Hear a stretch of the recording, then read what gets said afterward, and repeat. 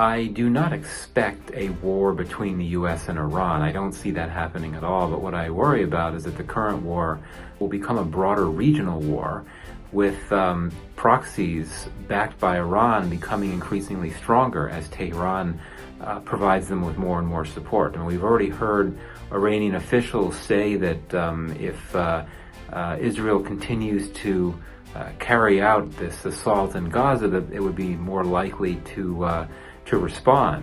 And it seems very clear to me that Israel is not about to back down anytime soon. In fact, on the contrary, it seems that they're ramping things up in Gaza. So, I really worry that these very dangerous proxies like Hamas, as well as Hezbollah, that have already been backed by Iran, will start to receive more support, more arms, more funding, which would allow them to become even more potent, which could pose even more dangers for stability in the broader region. And it's really something. I was thinking about this, that there was a time when there was good reason to believe that U.S. relations with Iran had a chance of improving.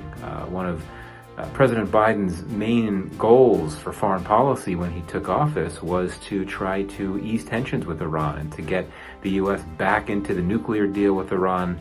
And if you look back at history, recent history, despite their hostile relationship, the U.S. and Iran have cooperated on some levels. They did cooperate soon after the 9/11 attacks to share information about al-Qaeda terrorists.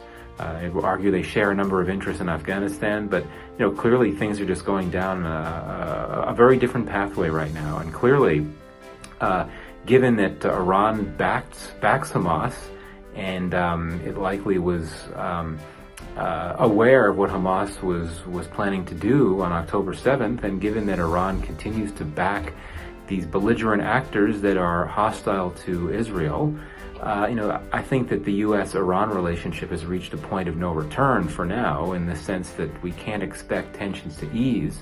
And it really is quite striking, given how not too long ago there was a fair amount of hope that we were going to see an easing of tensions between the U.S. and Iran. So bottom line, I don't expect a war between the U.S. and Iran, but I do fear that we could have a broader regional war in the Middle East, where Iran is much more involved indirectly by stepping up its backing to these very dangerous proxy groups like Hezbollah and Hamas.